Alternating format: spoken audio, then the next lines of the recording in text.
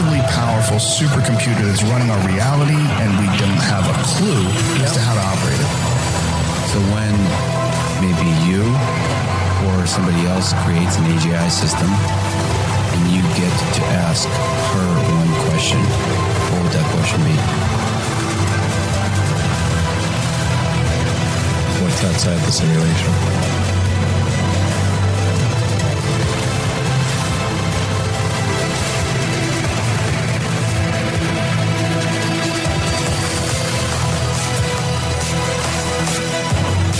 Say in your mind, say to yourself, I am more than my physical body, because I am more than physical matter. I can perceive that which is greater than the physical world.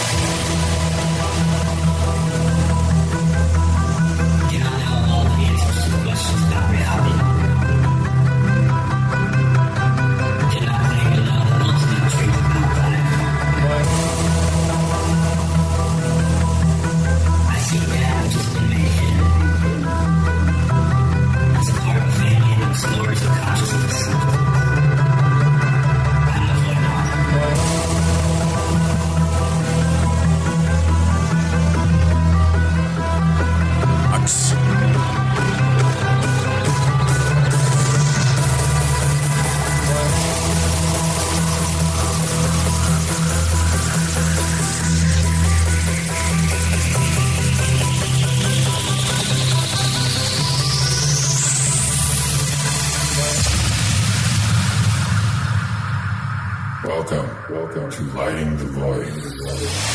All broadcasting from the high desert here in Cottonwood, Arizona. This is Lighting the Void. I'm your host, Joe Roop.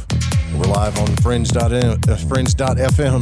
Tonight, it's Cosmic Conditions, July the 9th, on this lovely, hot Friday night. And I hope you're ready for this, because Mary Dusina is back with us. She's going to be giving your readings, taking your calls, and telling us all about those cosmic energies. If it's your first night joining the broadcast, thank you for joining us wherever you're listening from across the World Wide Web. That call-in number is going to be 1-800-588-0335 when we open the phone lines up. If you want to call in early and get ahead of the game, you can. That's totally fine with us. If you want to support the show, go to lightingthevoid.com and just click on all that stuff there. You can just go to lightingthevoid.com/deep void. Join the magical course, the audios that I have set up. That's all guided, by the way. All of that is 100% audio guided by me, and then you'll have access to the archives, which is 100% commercial free, over 700 shows. And then there's other stuff you can get on there too, like readings and things like that. Or you can just make a donation or share the show or leave a review. So we do. I can see there's a lot of new listeners here. Holy hell. All right. So we do this every new moon, and we've been doing this for a long time now. And Mary's been with the show since the beginning of time, it seems like. And she's been changing people's lives. If you don't know who Mary Dusina is, you need to go to her website first and foremost while we're doing this broadcast. For reference, that's marydusina.com, MARYDUSINA. I'm just going to say this real quick. It takes a lot to find. We're all psychic, okay? But there are some people out there that are just really tapped in.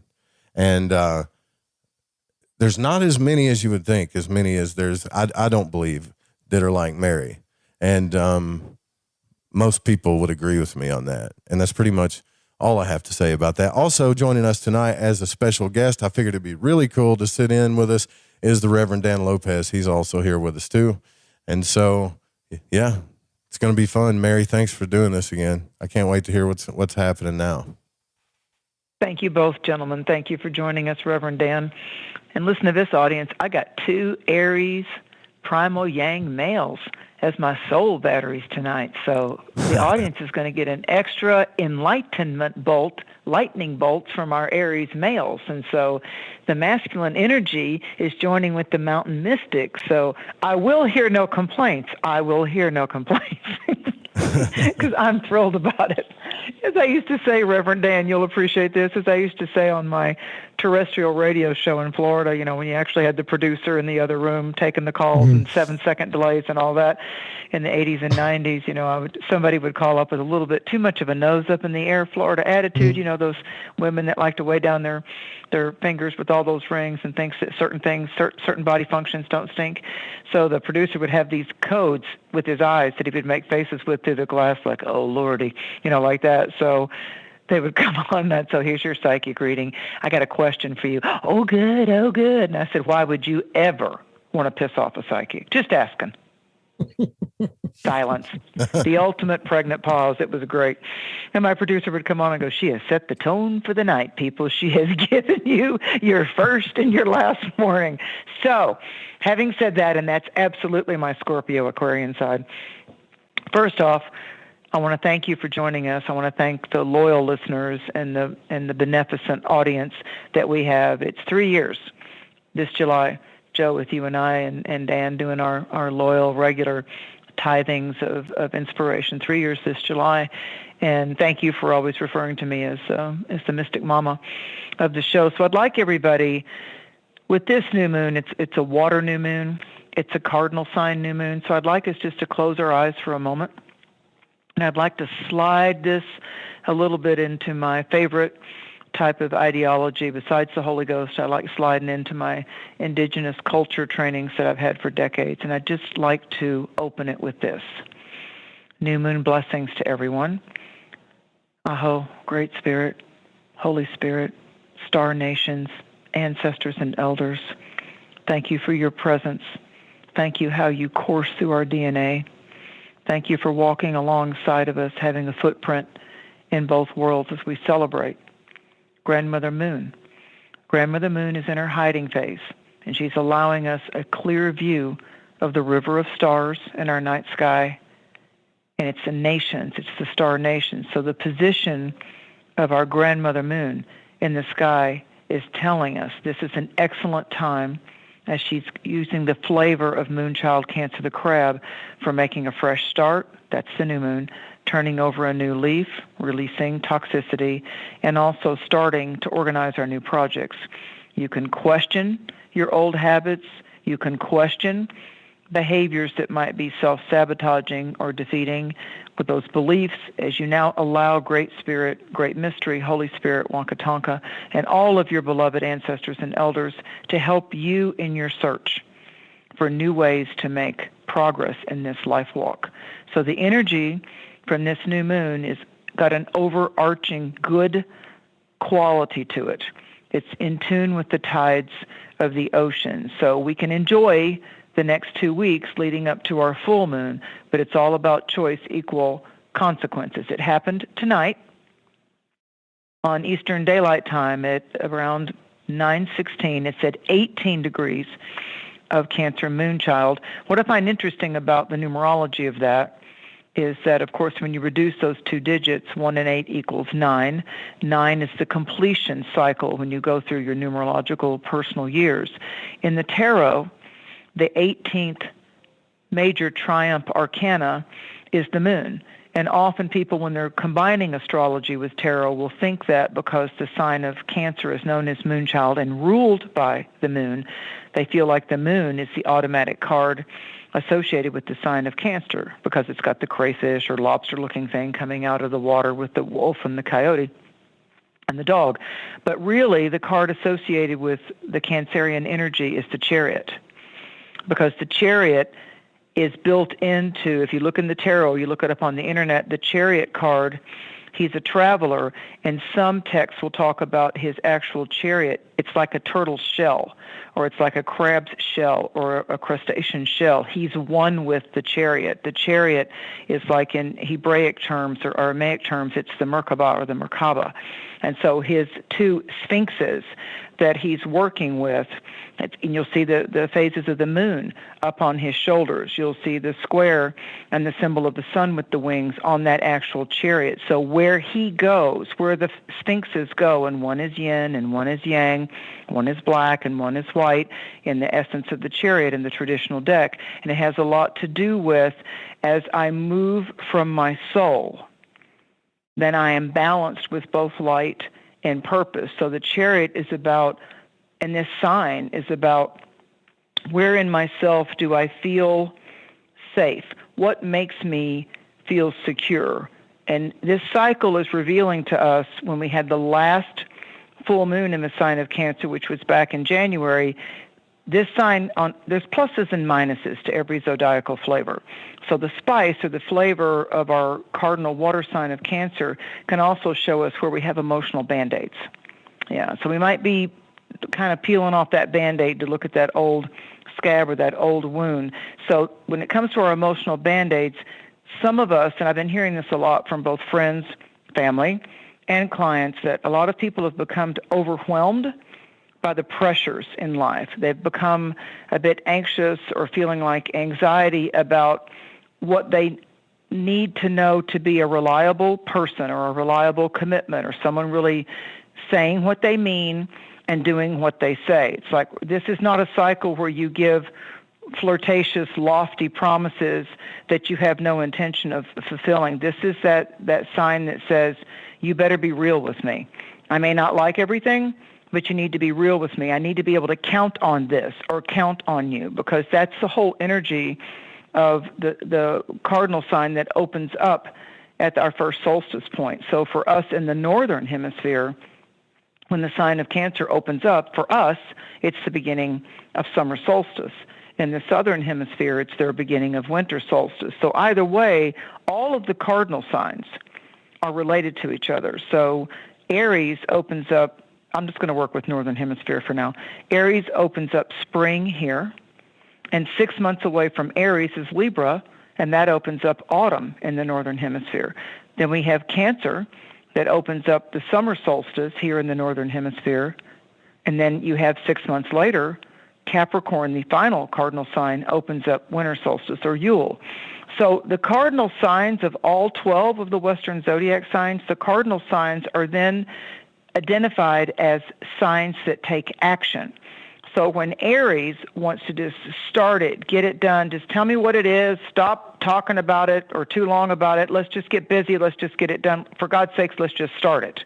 Aries is very good at beginning things. They're very good at just showing up and being present. It's like, well, what are we waiting for? Let's do this. So Aries doesn't want to overanalyze it or overtalk it or beat it to death. Aries is just like, what is it? Just tell me and we'll deal with it. We can agree to disagree. Just tell me. So spring forth for Aries. And then we go through the second sign of Taurus. So we've got an Aries the ram, and we've got Taurus the bull, and then we have Gemini, which is a starry constellation of the twins.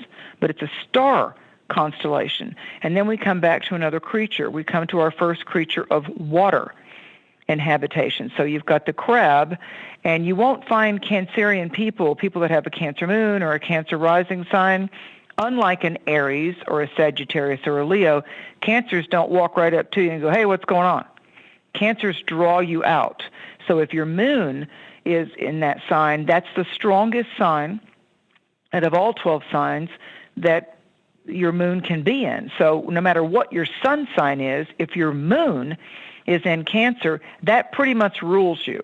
Cancer rules the subconscious. Cancer rules our intuitive prowess and how we can develop our intuition by getting the muckety-muck out of our subconscious childhood memories.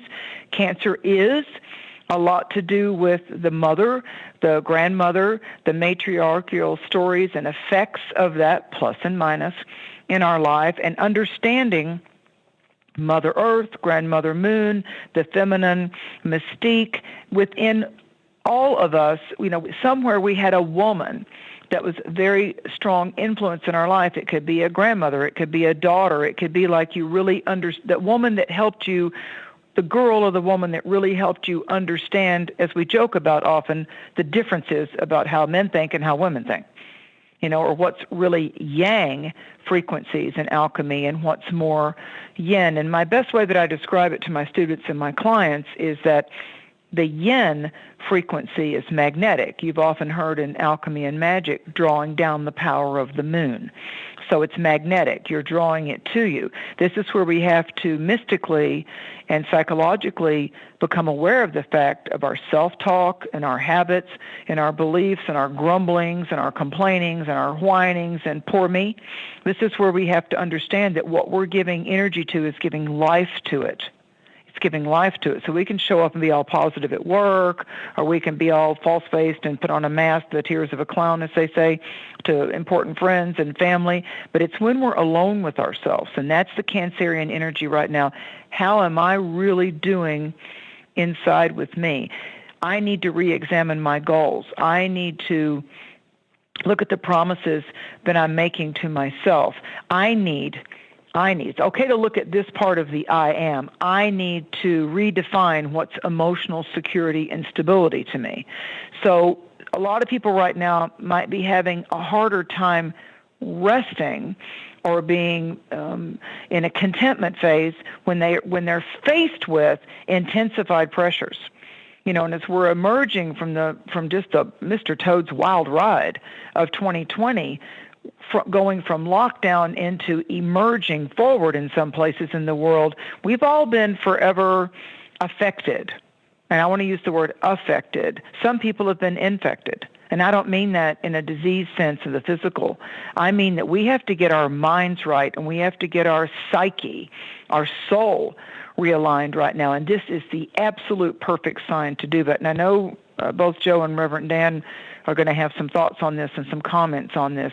I would say right now, and to both my Aries Yang hosts here, it's very important that the first foundational premise of feeling emotionally secure and being able to hear the voice of our soul with this sign, with this new moon. All new moons are about seeds of change and brighter beginnings. The foundation that we need right now is all well with my soul? Is everything okay with my soul?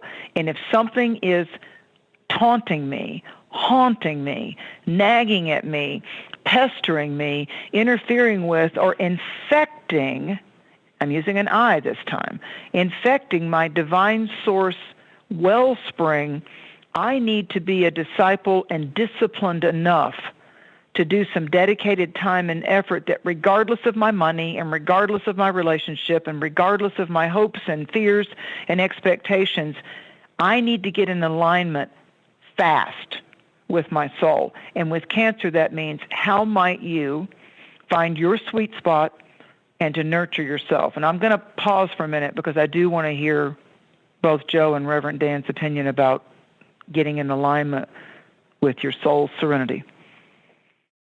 You want to go first, Dan, or what?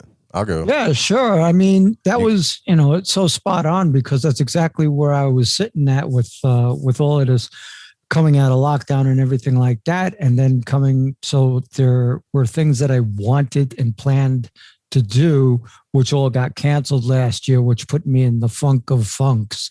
And so this year, as things are opening up and some things are still canceling, I've come to this point where, like, my daughter has graduated and going into college and everything like that. So this whole summer is now, it's not about me. So that was one of the things that was tormenting my soul, because I was torn between wanting to get out there, wanting to be a part of this other community, and then understanding that I still have this thing here that I need to finish. So, and like you said, I'm really good at starting things, but when it comes to finishing things, it takes me some prodding. It takes some active will. So that's exactly what I am in the middle of being disciplined with, is disciplining myself and maintaining my conscious peace of mind to know that, look, this is how it is right now. Doesn't mean it's never going to happen. It just means I just need to stay focused and know that what I'm doing now is for the betterment of somebody else. And right now, that's going to give me peace, because knowing that this person is going off and is going to be on a solid foundation to go be independent in her life, in her college, and in her career, and whatever path she chooses, then I can allow some time to breathe and then go forth with my own. That's if, that's if, depending on my first one decides to come back into, full activity. Well, that's a whole nother bridge I need to cross when it comes to there. But in the meanwhile, I still have to deal with this. So let me not be unsettled. Let me not be in anxiety over what my personal desires are, So, that's so well said, and I want you to go next, Joe. It's so well said, and I try to look at each sign with some of the power words for what their sign's letter begins with. So Aries doesn't need anxiety right now. Aries needs to have that awakening and that awareness, which you so beautifully stated right there, because the anxiety is, like I mentioned, can be the we call it in the South, it can be a haint, or it can haunt you, or it can taunt you, or it can pester you, or it can be like poking the tiger in the cage, so to speak. And when you talk about your family members, Dan, when we look at the word familiar, like it's often used with animals being familiars, or we just look at that word familiar, family comes from that. Familiar. Yes. It's when you look at family and tribe, that's the tradition of what's familiar to us is what this sign is saying. What's always been some food or some place or some creek or some shack or some mountain or the sunset always brings me a familiar peace of mind, or watching seagulls or squirrels, whatever that is, or that song, or that what's familiar to me, what's my go-to no matter what's going cray-cray in my life. Where's my sweet spot and my point of center? And so it's like with the nodes right now in Gemini and Sagittarius, it's like, are your beliefs, are what you've held as your beliefs still serving you up some victory instead of being a victim? Now, Joe, you talk about what you've been going through with this Cancerian thing and the anxiety versus the soul's voice. Yeah, well, what I've been going through is finding my own stability along with that anxiety and that angst. Right? Unfulfilled desire while trying to build stability in your life as an Aries is a pretty difficult thing, especially when you're a Cancer moon. But my life has always been about balance and accepting the fact that I have to balance myself in every situation, whether it's emotionally or anything. So as I'm deserted away from everything that I know is stable, and found myself disappointed in ways, I'm learning that there are some things like that I need to take ownership for. And as a man in my life where I'm at right now, even when I have this angst, this unfulfilled desire, that can also be channeled into something that a massive creative force. But I'm also learning before I make those moves to take ownership of where I'm headed. In other words, what am I about to get into? I know I have this desire I want to move into.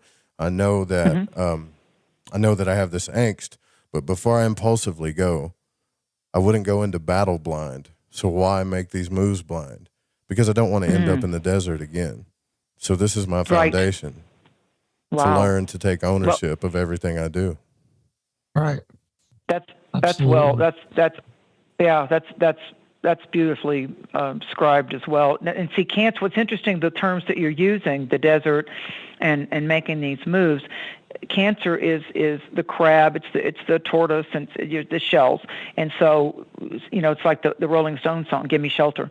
So this is also a time where we're also like pirates. A part of some of the Cancerian associations are why someone chooses to go to the Coast Guard or the Navy versus taking to the air or boots on the ground in a battlefield that you mentioned, Joe.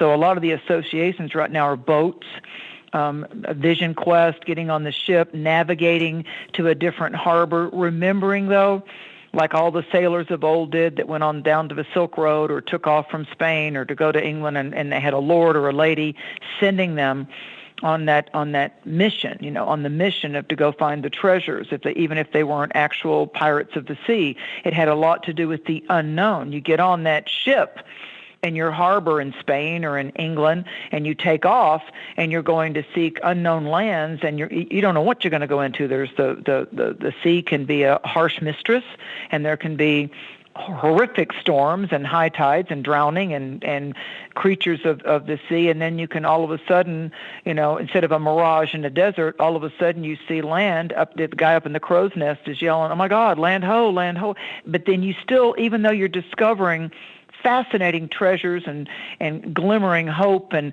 the thrill of adventure for a man on the high sea, a mariner, there's also that longing for that home base, those that we love back in our home harbor and our port. So maybe the argument could be, as we shift into Leo around the full moon this month, over the 22nd, 23rd of July, one of two full moons that will happen in 2021 in the other A-team sign, Aquarius.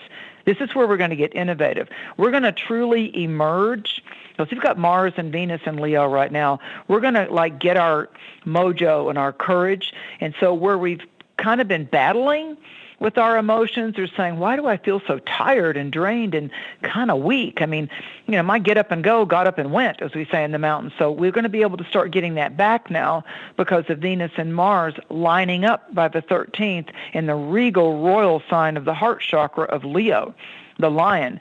So here comes our courage, and here comes our brave heart, and here comes our bravado to be able to say, I'm going to seize this moment. I'm going to seize this day. I am both the warrior on the battlefield as well as the hero or shiro.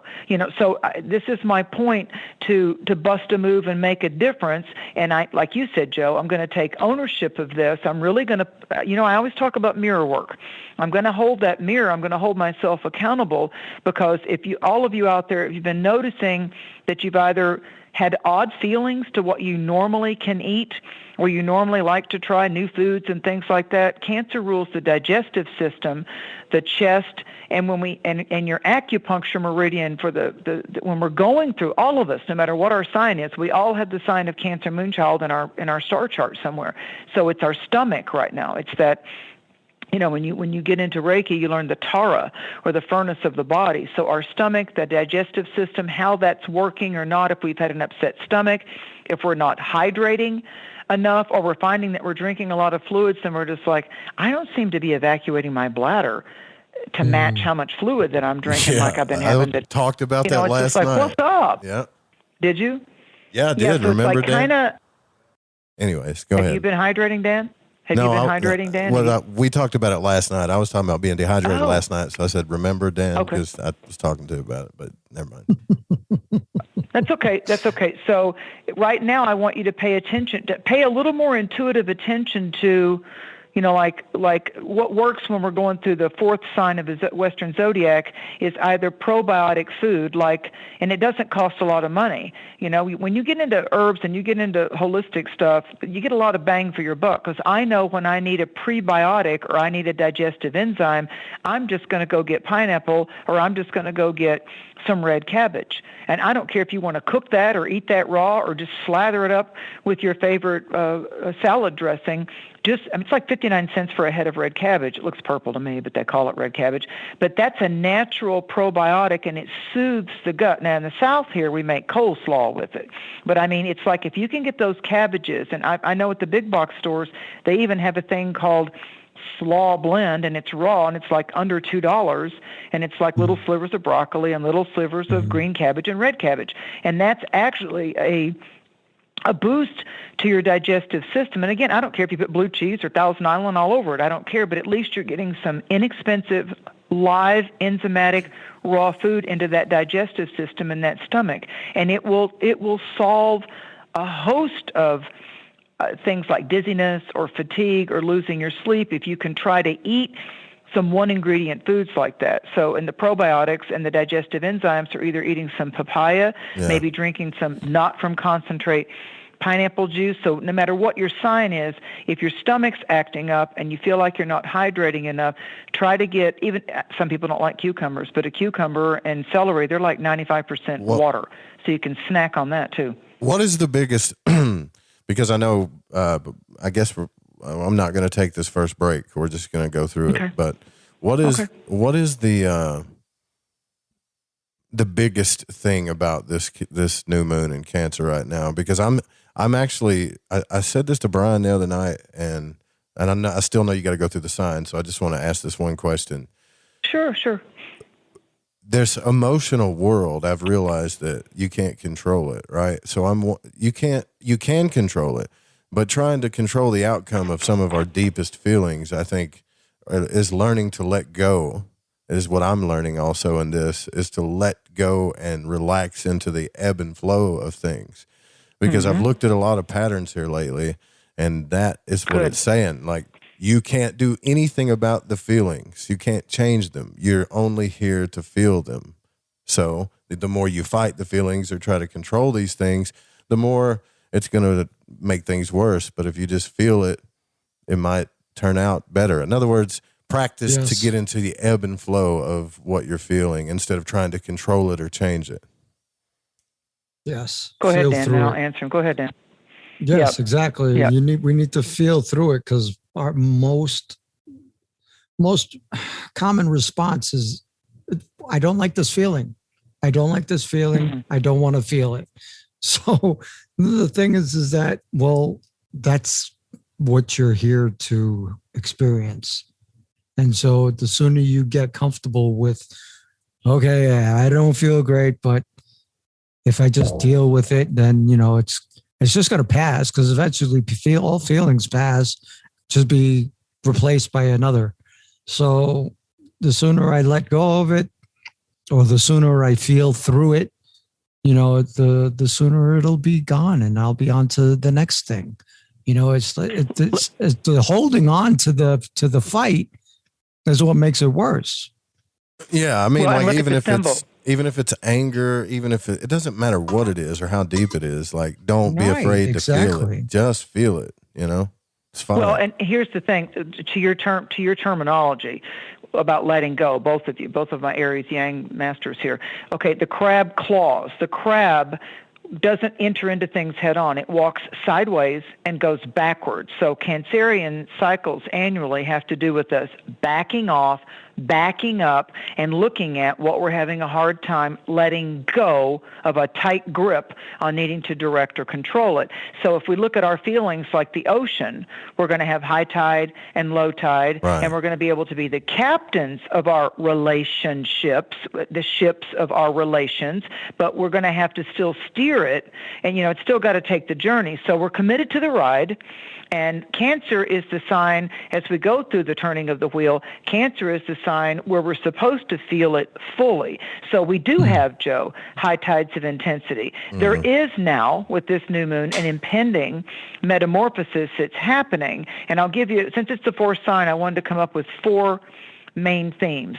So the first one is, there's going to be some new romances, new dances with romance. There's going to be fresh love, some brighter soul connections because of the Neptune Pisces thing, and Jupiter getting ready to retrograde back into Aquarius. And there's going to be a better soul tribal connection. So even with, like Dan referring to his tribe, his daughter, that even with people that we've had some fractured or broken promises or betrayals or broken connections with, those have a chance to orbit back around in a much better life cycle with that. That's the first thing.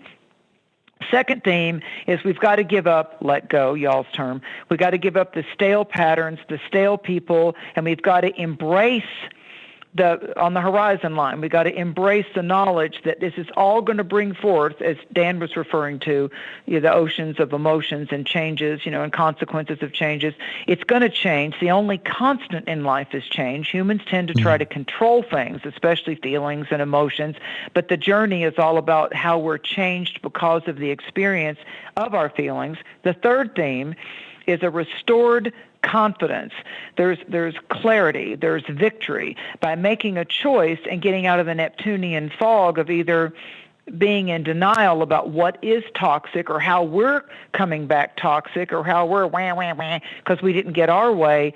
The plus of the Neptune in Pisces is our faith in connecting with our beliefs and how we connect up with divine source, with the great almighty I am, all that is. The minus is when we're in denial of something, like Dan was saying, it is what it is. If it sucks and somebody's being abusive to us, or we're being abusive and toxic with our mouth and our actions, and we're promising the moon, and we're being lazy and procrastinating, then we're falling short. So we got to own it. And the fourth part of it is familiar family, tribe-related issues. There's a deep healing as a returning back to our home-based stories. I believe that there's a key.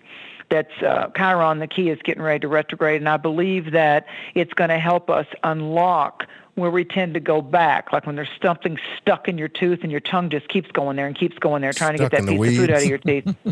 Yeah. We're going to go back and be able to, like, the food gets dislodged. And so what's happening is this Cancer new moon is very harmonious to Uranus in Taurus and Neptune in Pisces. And so it's although it's hard to let go, because here's why it's hard for a lot of people to let go emotionally. Number one, they get too infected by the fear.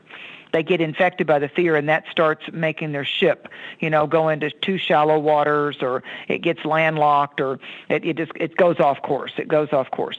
And so if this is a great cycle to give up and to give things away, because when we get too humanized and we clutch onto things too tightly, or we can't let something go because of all like, it's a great cycle to give away some of the things that an ex-partner or an ex-marriage gave you. Pass them on to the kids or give it to some other relative in the family, because you're beyond that relationship now. So every time you look at that thing that they gave you, and it doesn't have to be your house or your car, but every time you get rid of that thing that's associated with that memory and that psychic charge of how that relationship left and didn't maybe leave so good, and it feels so good when you actually have corrected that, even if it's just within yourself with an ex-love or a broken thing in the family. I met a guy that is a Cancer. He's a June-born Cancer, and he said, I just got out of a really serious relationship, and he said, I really hit bottom thinking, oh my God, we bought a house together, and I thought it was going forward, and he said, and there was like this big betrayal, and just gone, just poof, and my whole world changed. And I said, what'd you do? And he said, like you guys were talking about, he goes, I said, I am not going to sink down with this. There's a bigger reason for this. He said, I put the house on the market and I sold it. And he goes, much to my surprise, I not only got out from under the scenario, but I made a profit. And I said, good for you. You rose up. And he said, and I met someone completely new. And he said, and I'm happier than I ever have been. I said, I'm so proud of you that you let go of that house and didn't bring the new woman into that house that had those memories and those energetic charges of that past toxic relationship. And he said, I had to let it go. And he's a Cancer. He knew he could not live in an infected shell. So part of what's going on with this, and of course you have to do that with fiscal responsibility. I get it. I know I'm just saying, I know that when I got divorced, I did the same thing. I broke my lease even. I was like, forget it. I'm out. Can't even look at the walls. Don't want to be here.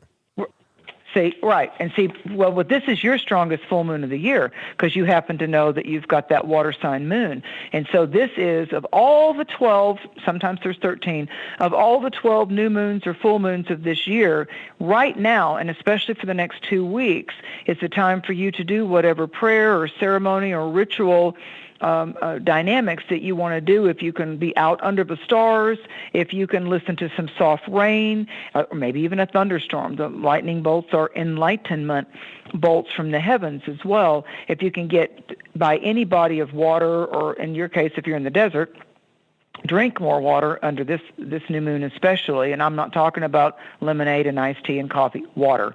And maybe maybe drink some water that has the electrolytes in it, that you can get some actual, not just the flavored waters, but actually the electrolytes in them. That's really good for you too.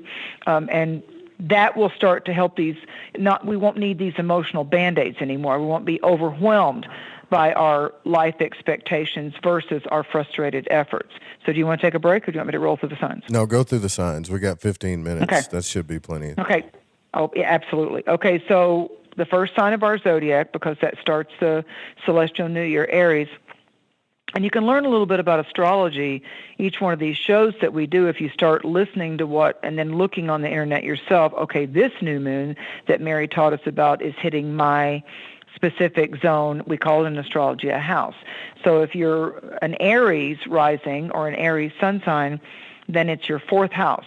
Now, the fourth house, a lot of people look at Western astrology and they think that's just family, or that's just our no place like home, there's no place like home, our shelter. But to esoteric astrology, to metaphysical astrology, the fourth house is the voice of the soul. It's the soul right now living inside your walking, talking earth temple. So yeah, you've got a mind and you've got feelings, but you've got a soul that's animating that body. And for some people, at times, it's a prison house of skin and bones and pain, and they've got to rise up. And for other people, it's the temple of the living God. It's the divine temple. So for Aries, you have to understand that others don't necessarily have your answer right now. They can only be part and parcel of that. If you're an Aries, you really need to go deep into your soul. So however you do that, however you find that solitary, you got to be like a solitaire over the next 2 weeks. You got to really get right with yourself and say, first I need to be incredibly honest with myself. This is what my soul longs for. This is what my soul feels like a part of this life walk is about, and I'm going to be more disciplined and dedicated to that. I'm putting my efforts toward that, and as I celebrate that, it's going to create better versions of what I'm magnetizing to me. Uh-huh. So Okay. like Dan was talking about, I know that I haven't given up on my desires. I know I'm taking this life pause because I now have the intuition to see that I want to launch my daughter's ship. Right. I can't really relax within my soul if the people that I helped bring in and chose to be with my soul this lifetime, same thing with you with your son, Joe. I want to check in on my soul tribe, and I want to maybe encourage and uplift them. It's not talking about getting taken advantage of, but it just has to do with I want to be an encouragement leader of cheerleader to my offspring because I'm their reference point. I am their psychological pattern. I'm their walking, breathing. I'm affecting my offspring by the very things I'm strong in and the very things I'm weak in. Yeah. When you're a parent, they're modeling after you. Oh, they'll claim they're not going to do it like you, and I'm not going to do that the way my dad or my mom did. And then we do. That's what we attract in our partners. That just happened to me the other day. Just the other day. Okay. I said I was saying this to another person too. I said I'm doing what my father does. I got to get rid of this. Before I head back towards my son and back home, I'm getting rid of this while I'm out here. You know. That's good. Okay. Now, if let's just put a scenario up there for the audience so everybody can relate to it. Sure. So if our mother or our father got so, let's say, psychologically or romantically disappointed or fractured, because, we only can sustain so many strong, erect hopes, and then when they get fractured or they get pushed back, a lot of times people think it's the easiest path, but it's the most difficult path. What starts to happen is the heart hardens. Right. And we pull back. I'm not going to trust again. I'm not going to fall in love again. I don't trust any man or any woman. It's not going to happen. They're just out to control me. They're just out for money. They're just out for this or that. And so what we start doing is we start speaking life into prophetic words. Yeah. But what we're really saying is, I'm done getting hurt. I'm not reaching out anymore. I'm pulling back. And so we start convincing ourselves that we don't want to ever risk our vulnerability again. Screw it. And so we kind of take the bitter pill. And I do not want to be like that at all, period. Nor the extreme of that. Wait. Nor the extreme of that. What's the extreme of that? Someone doing that to you. Right. You allowing someone doing that to you. Like, you don't become bitter, but you can't allow someone to be a bitter pill in your life either, be it business or personal. So the way we balance that is we start to look at what were the pluses, not just the minuses. What were the pluses of the stories I were told about my mother? What were the pluses of my dad? What were the minuses or the fractures or the broken places of my mom or my dad? And what I endeavor to do is say, okay, how are the minuses that I said, I'm not going to do that when I get into relationships? Well, I absolutely had an easier time with my father. And when I got married, I married a guy that was most like my father. And that's why my ex is still a friend. There you go. Because he wasn't so bouncing all over the place, narcissistic like my mother was. So God bless her, but it is what it is, and you got to call a spade a spade. So I'm not judging her, but I didn't want to have to handle that hot mess in a relationship. I don't want high drama. Here's the thing too, and I know we got to go through the signs, but I have to ask this question. We are. if you don't take care of that, I feel like it's my responsibility to take care of that. Absolutely. Because if I do not, then I will hand it down to my son. And you keep attracting it. Right. And I do not want that to keep rolling down. I want my son to have good, loving relationships and all that stuff, and take calculated risks and be smart. You know what I'm saying? So, yeah, but you are. Listen, even Dr. Phil always says the same-sex parent affects that child. That's the role model, whether it's good, bad, or ugly. Right. That's the role model. So I knew that by taking my neurolinguistic programming and my psych courses and my ceremonial things. I knew that I had, like you're saying, Joe, I knew that I had to keep focusing on the best of a woman I could be and not become like the weaknesses that my own matriarchal energy couldn't break. Now, my grandmother was the strongest woman I ever met on the planet. Right. I got you. So I had a good female, which was her mother. I had a really good female role model, and then I had the one that was running around needing attention all the time. And so what did? I pulled back, and I'm like, I don't need applause. I don't need attention. Oh, my God, I don't ever want to be like that. I don't want to be that needy. You know? Mm-hmm. So there's a plus from that. It taught me, I am so proud of the fact that I'm a woman that walks this world, that can go eat alone, that doesn't have to have a date all the time, that isn't too needy when she gets into a relationship. I'm proud of that. I took on the archetype of my mountain mama, my grandma. You know, she had to do a lot of things alone. Right. You know, so instead of that being a bad thing, and maybe it's not my preference, Joe, but instead of that being a bad thing, I thought if I can take on that breastplate and that shield of courage and bravery, then I'm going to be ahead of the game as I go through life, right? Okay.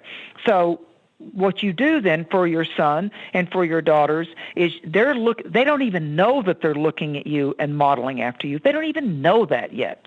No. So that's why it's more important to say to these children, listen, I kind of have had a weakness in my life about being a little too needy or being a little too angry or being whatever you think it is. I'm just pulling arrows out of the air, you know, and I want you to know that's not the better version of me. And I want you to know that it's okay to be 50 or 38 or 60 and still be working on yourself. It's an ongoing process, and I don't want you to ever think that the process is a bad thing. The process is the journey. It's the exciting part of us, ever changing and evolving, and I promise you it's exciting. There's so many exciting dimensions to yourself, kids. And just because you're adult, just because I'm older than you, doesn't mean I have it all figured out. Right. Kids need to hear that. I don't care if they're 40. They need to hear it. So Aries right now, the fact that we're talking about this, if you've got Aries rising or you've got an Aries sun sign, this is exactly where you need to be focusing your emotional compass. You know, how can I be more nurturing and more empowering to those that matter the most to me at the core of my family? Now, for other people, and you've been putting up with dysfunctional situations, you're the Aries that need to say, that's it, I've had enough. I'm not enabling your habit. I'm not putting up with your addiction. You're not going to sponge off of me. You're not going to steal from me. I've had it. You know, it's when that partner walks in and says, enough is enough. So that could be going on from some of you Aries too in your family to say, I'm not going to be the black sheep. I'm not going to be the one that's always blamed, and yet it's the other person that's doing the crime of the time, so to speak. So boundaries are very important. When we talk about those crab claws and letting go, sometimes someone has to let go of being an enabler and a procrastinator and allowing the toxic behavior to happen, because that's a part of spiritual development and soul empowerment also, to be able to be strong enough to say, no, what you're doing isn't good. What you're doing isn't right. You have a right to live your life, but you're not going to bring the poison psychologically and the toxicity to me. If you want to be in a crappy relationship, go be in a crappy relationship, because I know that you'll learn, but you're not going to bring that home to me, and you're not going to do that to me, and I'm not going to allow that around me. Because then they see, even though they get mad at you at the time, then they see that you're saying, I'm showing you how it's not good and I'm not going to allow it. And that shows them also that it can be healthy to walk away. It can be healthy to disengage and to see their own self-worth. Okay, that's Aries. So with Taurus, the Taurians, the bulls out there, it's a nice transit. It's the third house. And so for Taurus, you're going to be enjoying more outings. You're going to be having more fun conversations, meetups, and greetings. So this is a time for both Taurus and Scorpio to be a little more social. This is a time for them not to be dealing with, and they don't have to be diving in to the really heavy things right now. It's an easier cycle, pretty much, for the earth and the water signs. So I'm not going to spend a lot of time on Taurus, but I will tell you that the first part of this month, that June 30th and July 4th, there was some kick-A planetary square-offs that were going on with the Leo and the Taurus and the Saturn and Aquarius. So Taurus and Leo and Aquarius was like, oh my God, at the very end of June going into like July 5th. So there's a lot of pressure that's coming off of the Taurus, Leo, Aquarius bunch out there. A little more coming up on July 17th. So those fixed signs out there, circle that date. Okay, on July 16th and July 17th, I'm a Taurus or I'm a Scorpio or I'm a Leo or I'm an Aquarius. I'm not going to try to push my way, nor am I going to get bullied by anything, by anybody. Don't be a bully. And I'm also telling you, you've got my permission not to take it either. Okay, so Gemini, this is a regrouping for the air sign of Gemini. This is a regrouping of your priorities, and you're kind of on a financial money mission. This is a time for you should be looking at pluses and minuses, what to back off of, what to liquidate, what to sell, and maybe where you might be investing your time and it's being futile right now. So you need to get paid for what you do, understand what time versus what you're getting out of what you're doing. So if you've got the Gemini thing going on, it's about you saying, maybe I need to take some time off from everything I'm doing in my work and let my energy catch up with me. If you're Cancer, happy birthday to you. If you're a Cancer, this is your new year. This is your solar new year. The sun has returned home to the home harbor of Cancer. The moon rules Cancer, the sun rules Leo. So right now, this is where you need to shed the old year. What worked, what didn't work, we're going back to July, late June and July, or summer solstice of 2020. So everything that you emerged from that lockdown and the fear porn and everything, and it's like Cancers are kind of shy and sensitive, and they withdraw easily anyway. They walk sideways and backwards in situations. So I'm telling you, if you're a Cancerian, you've got a Cancer rising or a Cancer moon, you need to break up with the blues. You need to shed the old, worn-out ways that keep driving you into the wall. You keep coming into the same wall going, here I am again, got here again. Wow, I took a whole different way and I still slammed up against the brick wall. So if you're a Cancer, this is about new options, new dynamic psychological potentialities, but you can't keep doing it the old way if the old way is not netting you what you want. Okay. So if you're now we start swinging over to Leo. So Leos are in their 12th house. This is a very, very tender time for Leo. The month before your birthday is one of the most tender times that we go through, that 30 days before your birthday. So if you're a Leo, Cancer is the sign before your sign. So you're going through all the feels right now, Leo, and the lion's got a sand spur or a thorn in its paw. It's like the lion shall lay down with the lamb. Well, the lamb is Aries and the lion is Leo. So you're in that, when you think about the 12th house, that's everything that locks us down. So it's how our thoughts can lock us down and make us close off and not want to reach out. It's where we feel like that we don't want to play anymore. I don't like how they play with me. I'm not playing anymore. It's where we go into the corner and lick our wounds and complain and seek somebody to let us throw a pity party and a victim.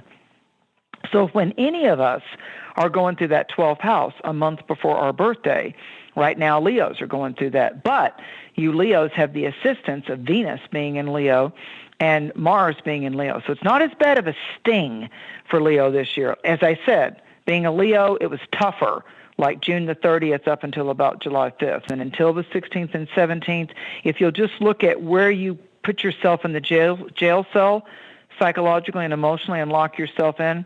Yeah. So you need to get yourself out of that self-imposed psychic prison. You've got to do that. So there's some energy work, there's some meditation, ritual, ceremony. Just do it. Go take a drive. Just go take a drive. Go walk in nature. It doesn't have to cost you money.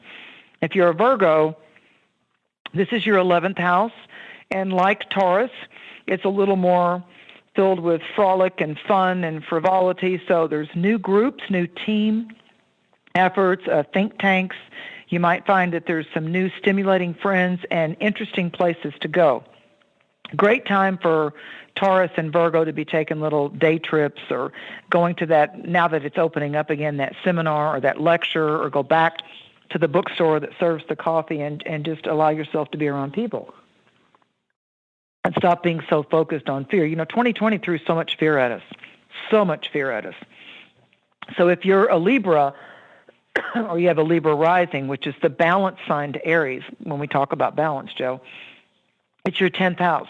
So this are the deals in my life that are coming at me work-wise, career-wise, these changes that are being offered to me, are they a win-win scenario? Do I feel like they're balanced? Do I feel like I'm putting in the percentage of effort and skill and quality and time that I need to, and am I feeling like that I'm being fairly treated? Fair, Libra, justice. Is justice being served up for both of us in this situation? Because you know what happens with the scales, Joe, if it doesn't go one way or the other. So for Libras, they have to either sit down again and renegotiate, or say, wait a minute, I was told this, and if I did this, that this would happen.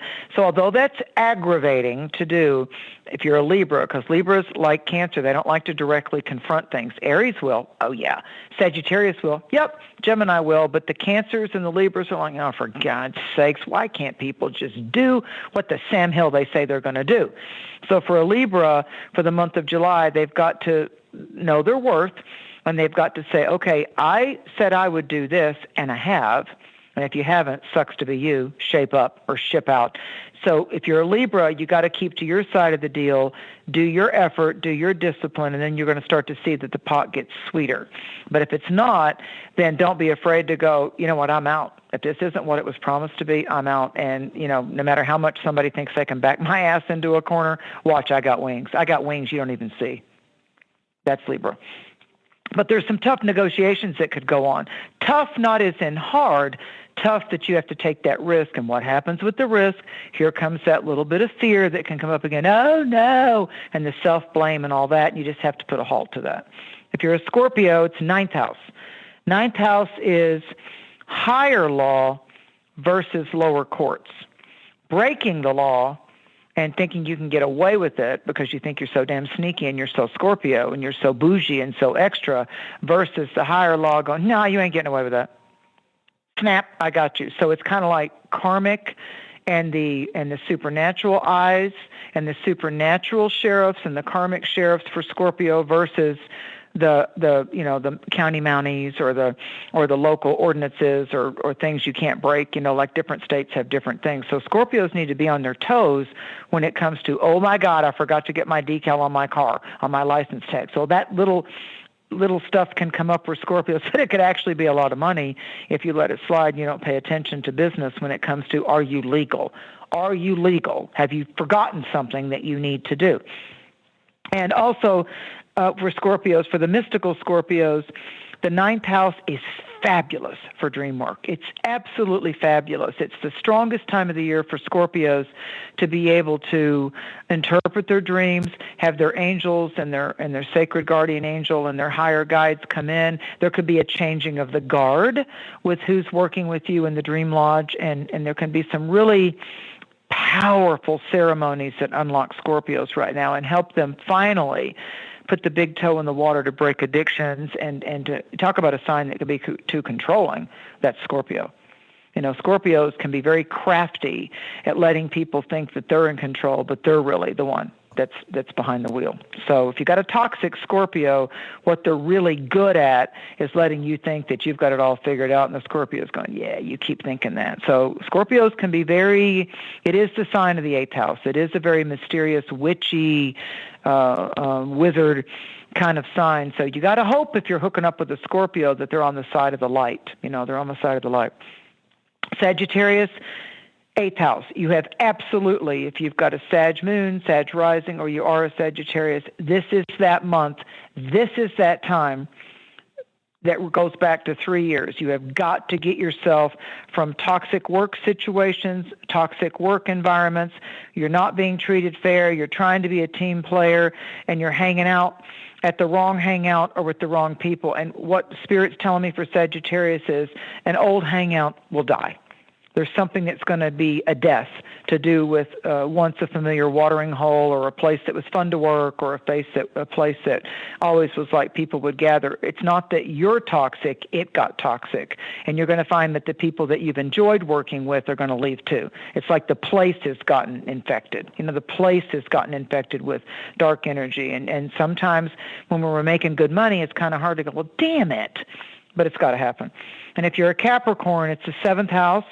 So Capricorns, your significant others, your significant partners, what I call the SOs in your life, the SOs, the significant others, they want to sit down and discuss the details of future plans with you. And Capricorns can handle commitments. They like a good committed relationship. They want to play to win. They care about the future, where are we headed with this. So now your partner's getting on board saying, well, how do you see it? What do you want? Where do you think we're at? So that's what's around Capricorn. If you're an Aquarius, it's your 6th house. 6th house is some kind of service to others, some kind of tithing or service or goodwill towards your fellow man, because Aquarius is we the people, it's humanitarian. So the focus right now with it being 6th house is on you and your wellness. You need to face whatever's wearing you out. You need to rebuke anxiety. That's what you need to do. You need to take a hard, realistic, really honest look at what's wearing you out. And I'll do this for people that are so drained, on the Aquarius sign. You have to be able to give yourself permission to revoke. I give permission, and I revoke any permission or access to my energy. I release contacts and contracts of any entities that don't serve my higher good. Because we're basically dealing with energy, not just physical relationships. So Aquarians have to now really take a stand and rebuke and banish anxiety things, including dealing with their own selves. And the final sign, Pisces, Jupiter's in Pisces. It's going to slide back into Aquarius. Neptune's in Pisces. A little bit of fog goes on there. It's easy for Pisces people to slip into one extra too much drink, or one extra pain pill, or one extra Xanax because my sleep is interrupted, or Ativan, or whatever it is. So it's really easy right now for you Pisces to rely on Mother's Little Helper too much.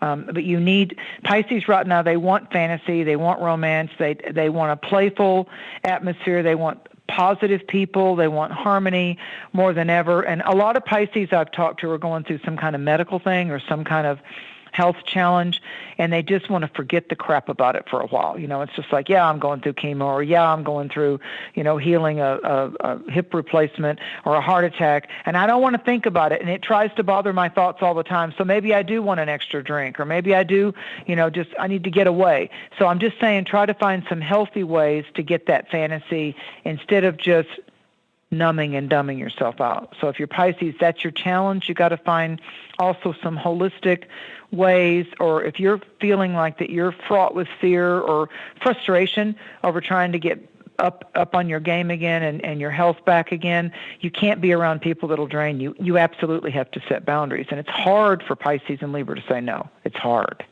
But you got to do it, Pisces, because you've got to, you got to get yourself better.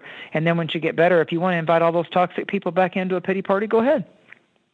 But so I'll finish with the full moon is going to be coming up on the 21st, 22nd, one of two in Aquarius. And I'm going to run through a couple of important days this month, because on your replays, on your archives, these are important.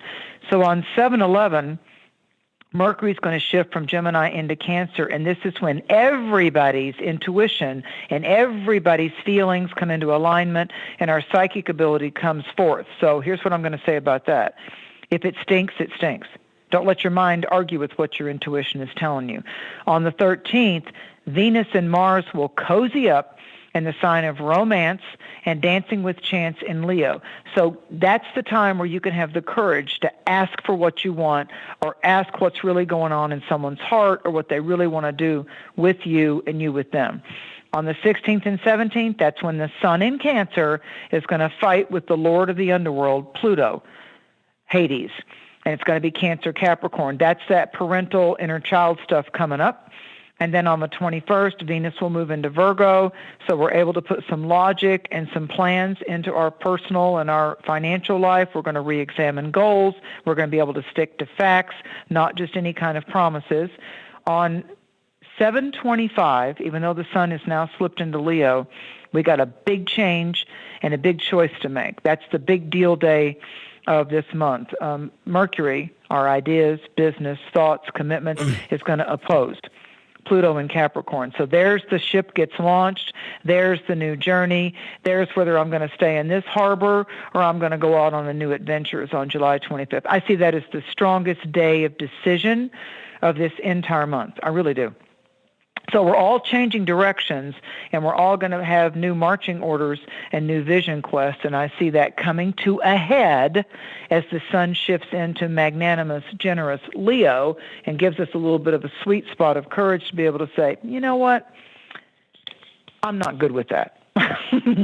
Or you know what, I am good, so you need to either get with it or you don't get me.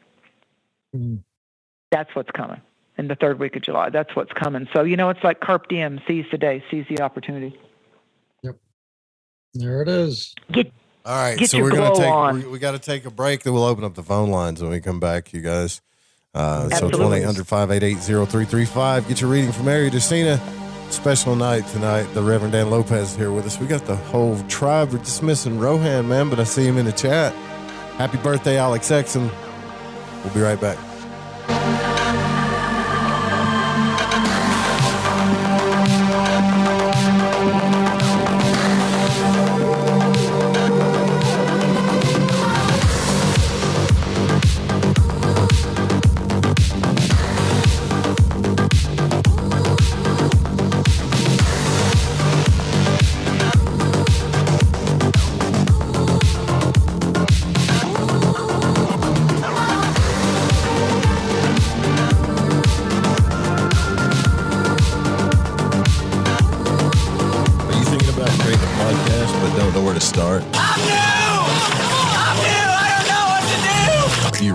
To learn all this stuff. Individual track processing, enhance and improve sound quality, edit out those awkward pauses and slips, mix multiple clips and tracks, fix and balance noise levels and perfect volumes, deliver consistent sound, live podcast production, show notes and SEO optimization, episode upload to hosting, live call screening, balance levels and loudness measure broadcast standards, full branding packages with logo design, podcast site, website, show artwork, video and audio production. Gotta do video because everybody's doing video, branded video graphics. Or do you just want to get on the mic and get your ideas out there? The Fringe FM team is here to help with all of your podcasting, audio and video production needs. From simple podcast audio enhancement, our professional production staff will make it easier than ever to create the podcast you desire. The biggest thing is time. A lot of people that podcast don't have time. Time is like a really valuable currency next to cost. It's even more important than money. Why waste your time doing all this stuff? This is what we can do for you. Think about like the hours and the money you're going to have to put into doing all this by yourself. Doesn't make sense. It's going to take you months to launch. If we did it for you, we could do it tomorrow. Visit thefringe.fm, join our team, and get jump started on your podcast today. Everything is awesome. Everything is cool when you're part of a team. Troubled Minds. You are listening to KTLK Digital Broadcasting, The Fringe FM. From parapsychology to pop conspiracy, and from parapolitics to health and esoterica, I'm Ryan Gable, host of The Secret Teachings, and I'll bring you all of this and more 5 nights a week right here on The Fringe FM. By using critical thinking and objectivity as keys to understanding, utilizing, and appreciating the secret teachings of all ages. You can catch The Secret Teachings Monday through Friday right here on The Fringe FM after Joe Roop and Lighting the Void. This is the Rogie Report news on the Fringe FM, bringing you the latest in Fringe news from around the world and in every dimension. I'm Jess Rogie. Richard Branson will fly into space on July 11th, beating rival Jeff Bezos by just 9 days. And now Branson gets to fulfill his childhood dream. I always envisioned as a kid that a spaceship should look like this. Yeah. You did. You envisioned this when you were a kid. I just thought that's how you should fly to space. So your ship drops from the bottom of that wing. You light the rocket. Fire. and then you're off to the races. 3,500 miles an hour in 8 seconds, so straight up. That's all. 3,008. Yeah, that's easy. It's easy. It's going to be quite a ride. At that moment, we will have become astronauts. I will pinch myself and pinch myself again and again. I can't wait. Is there a little competition with Bezos? I know nobody will believe me when I say it, but honestly, there isn't. Already 700 people have signed up to ride on Branson's ship, some paying $250,000, including big names like Tom Hanks, Justin Bieber, and Lady Gaga. At $250,000 a ride, how many normal people are going to be able to afford this? I've been talking about drone swarms for the past year, and recently, for the first time ever, back in May, Israel used a drone swarm in combat. According to Defense One, in a true drone swarm, the drones communicate and collaborate, making collective decisions about where to go and what to do. The militarized drones form a single integrated weapon system guided by a form of artificial intelligence. Current proposals to ban autonomous weapons outright would cover the autonomous drone swarms. Over the past year, several nations have all unveiled or tested new drone swarm programs. Maybe we should just worry about the tech that's coming and not be distracted by the UAPs. A crew was filming for a new documentary in the home that inspired The Conjuring, and they've had some strange experiences. The directors of the film had this to say: "Being in the house for 2 weeks really messed up the whole team's psyche. Day 3, we started to get worn down. Day 4, you can't sleep because of all the things that are happening. There's a lot of activity in the house. Coming out of that experience, when you go home, you're still thinking you're in the house. You're attached to the house. You have an overwhelming sense to go back to the house." So I guess the Conjuring house is still haunted. This has been the Rogie Report News on the Fringe FM, bringing you the latest in Fringe news. I'm Jess Rogie.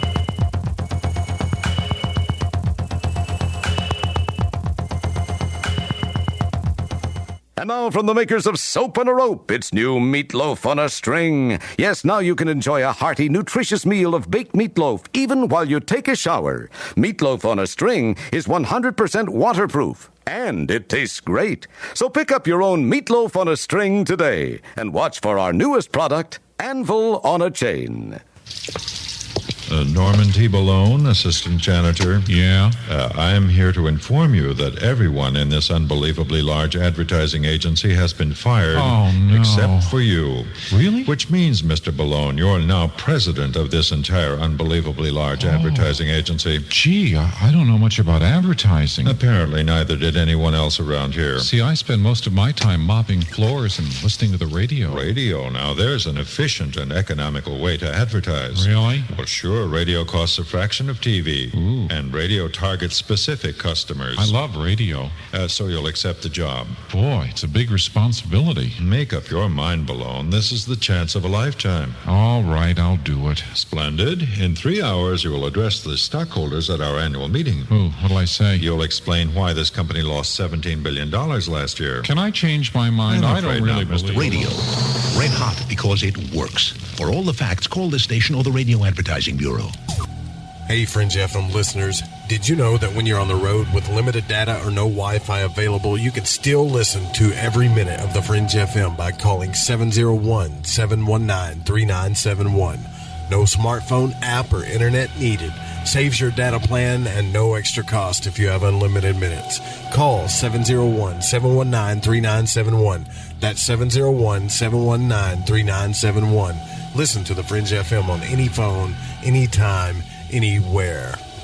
This portion of the show is being brought to you by Moonshine Light, the new low-calorie illegal whiskey for people who are looking for an easy way to lose excess pounds and their livers. Lighting the Void and the Esoteric Scholar present the Altar Box, crafted and designed for magicians by magicians. Now you can take your practice with you. This beautifully handcrafted mobile altar opens and works as an altar for any of your spiritual, religious, or ritual practices. Made to travel and work in small spaces, the Altar Box comes with hidden compartments for your practice tools and accessories. The Altar Box also also comes with a dark scrying mirror for scrying and reverses and fits perfectly also as a chalkboard for any sigil, symbol, or whatever you see fit to sketch. The altar box is handcrafted to carry as a small suitcase, so you may take your practice with you, and the hinges are made with solid material and hinged with leather and rivets for extra strength. The mirror piece and floor plate fit perfectly when closed, so no movement will happen. Use it in small places as well. You can practice meditation, magic, planetary magic, sigil magic, scrying, ritual. Never be without your practice tools again,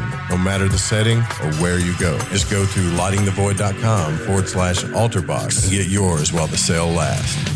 We all have that story to tell in our lives. The winds were howling, the ground shook, you could hear rushing water, and then history repeats itself. When there's no power, refrigeration fails, stores with their shelves stripped bare, ATMs can't operate, deliveries stop. Then what? These events can last days or weeks. You need a plan. In statements made during recent interviews, FEMA Administrator Brock Long has repeatedly urged all Americans to understand three truths. FEMA is broke, the system is broken. If this is the new normal, Americans can't rely on federal cavalry when disaster strikes. Don't get caught out in the elements empty-handed. Prepare with us by going to preparewiththefringe.com and get your 2-week food supply. 92 servings, 8 food varieties with 25-year shelf life. Normally $137, now only $75. Or get a month's supply, normally $247, now only $147, shipped in one business day. Just go to preparewiththefringe.com or call 888-440-7931. That's 888-440-7931. Get this great offer and be prepared while it lasts. The show is being brought to you by Plywood in the Pines Apartments, the exciting new all-adult apartment complex for single persons who have no children, pets, or felony convictions within the past 30 days.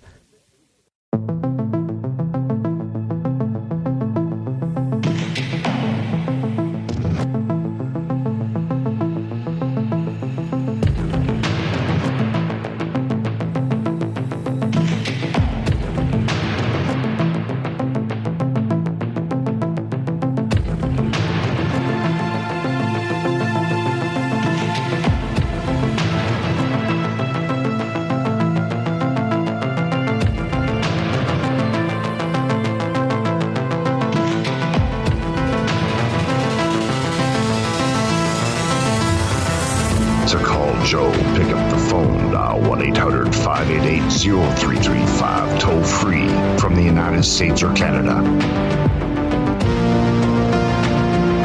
All right, welcome back to Lighting the Void. Tonight it's Cosmic Conditions. We're going to start taking your phone calls now.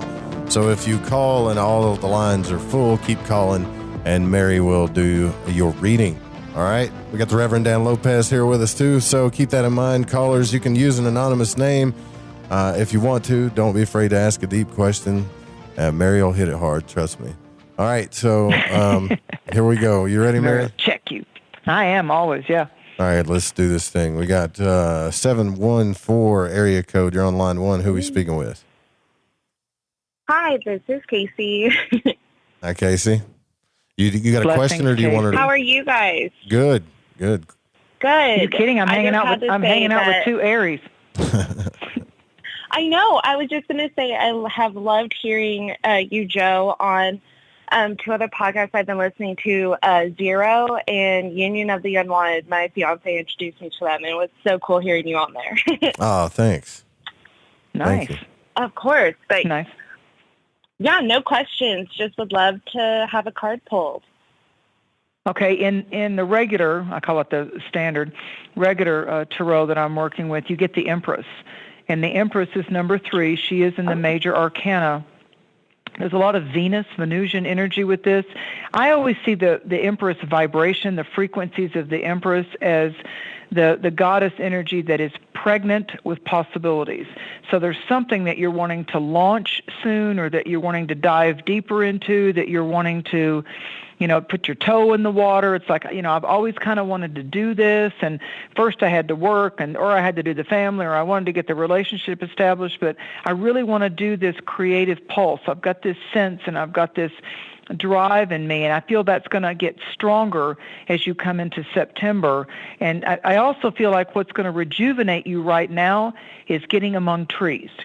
That you need to be in a forest, or you need to be hiking, or you need to be taking a stroll in your neighborhood where there's the most trees, if it's a park. But I feel like there's something about the energetic signature of what the indigenous people, the First Nations people, they know they're alive, and they call them the standing people. And they define trees as the antenna of Earth that point to the heavens. So do you already have like a drawing to trees or...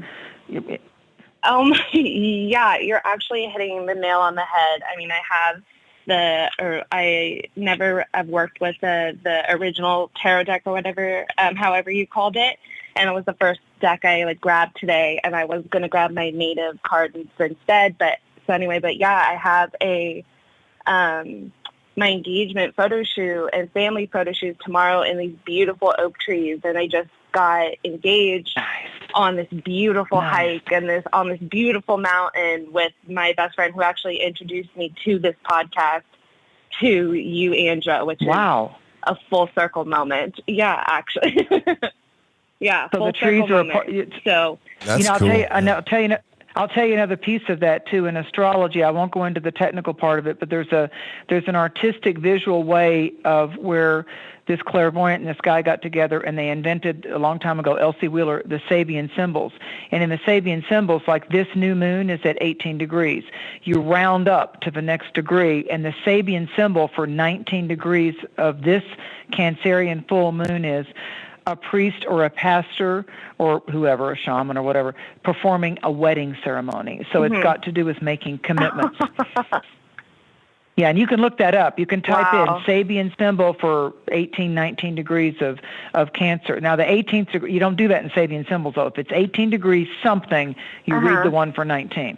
That's the rule of it. So, and the Empress also has to do, and you are starting a whole new creative phase of your life. You're taking on a partner. You're having your family shoot tomorrow. That fits the whole Cancerian family tribe adventure. And what I find fascinating and wonderful for the Lighting the Void tribe is that the person that you're going to walk forward with hand in hand introduced you to this podcast. That's so wonderful. It really is. It really is. So you're definitely Void Walker family, that's for sure. So Void Walkers. I don't know why, that's but awesome.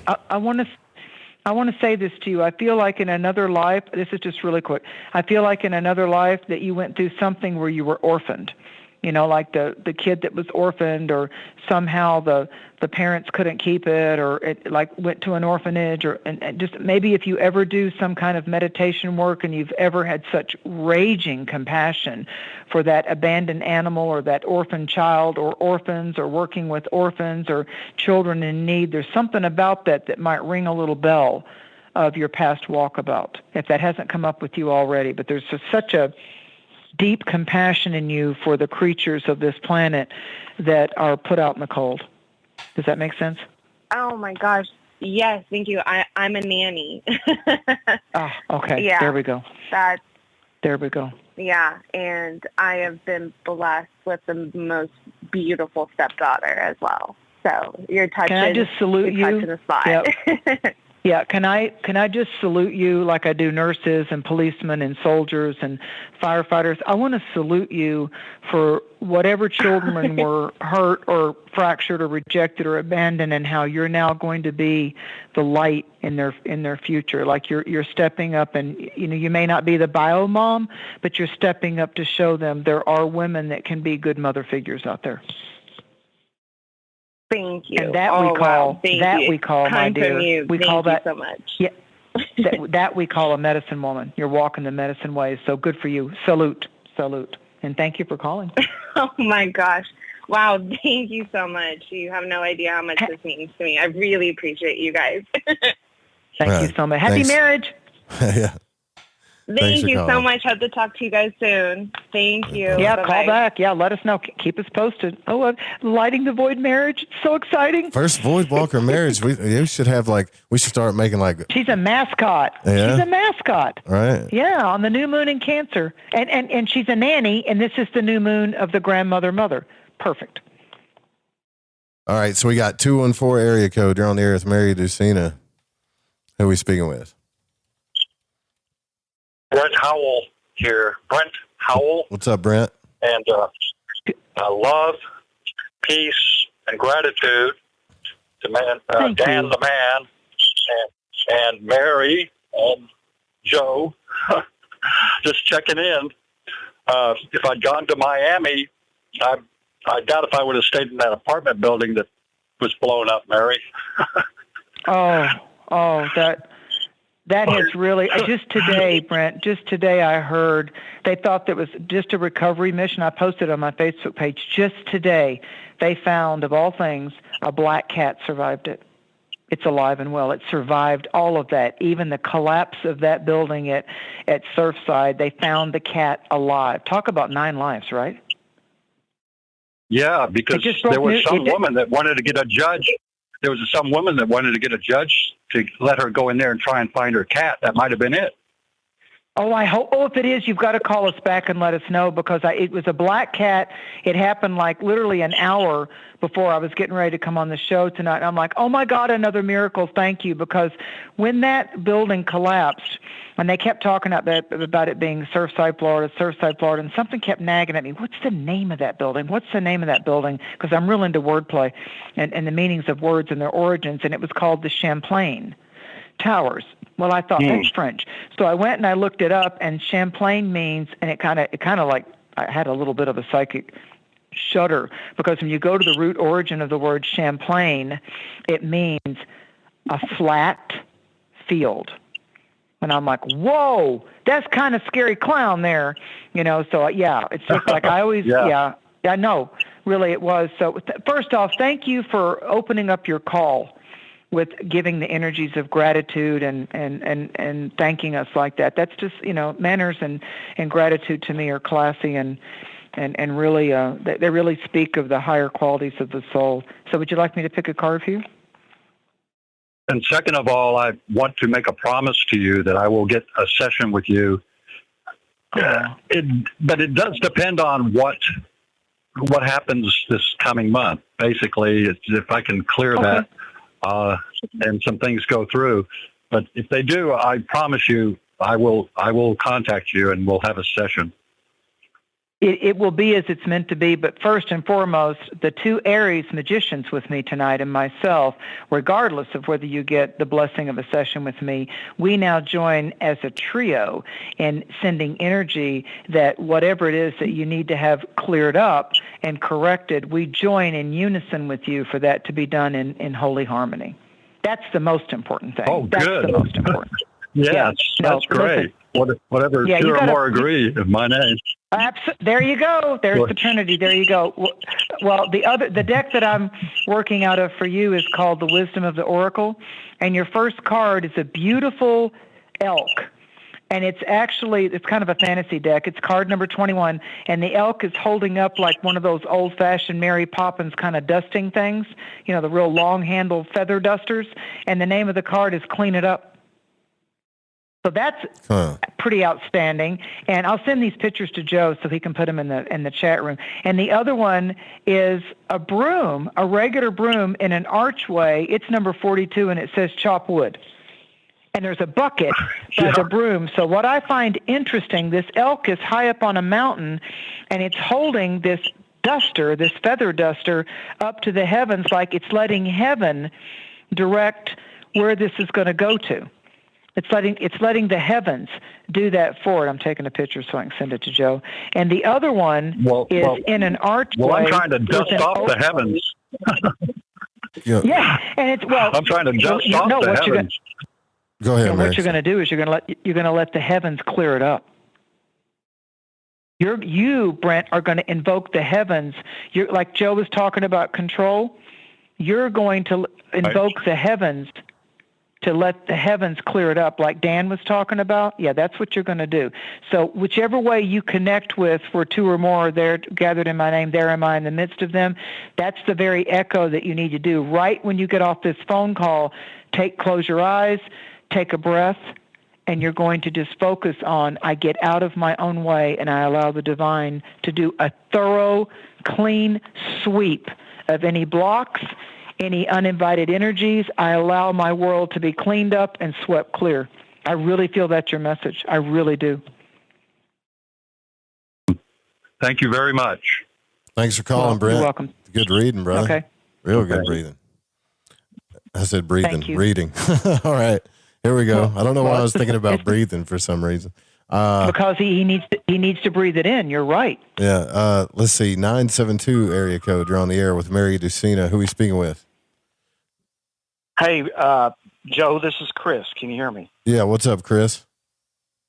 Hey, Joe, Mary, and Reverend Dan. I just am so grateful for you guys and what y'all do. And Joe, your show is just awesome.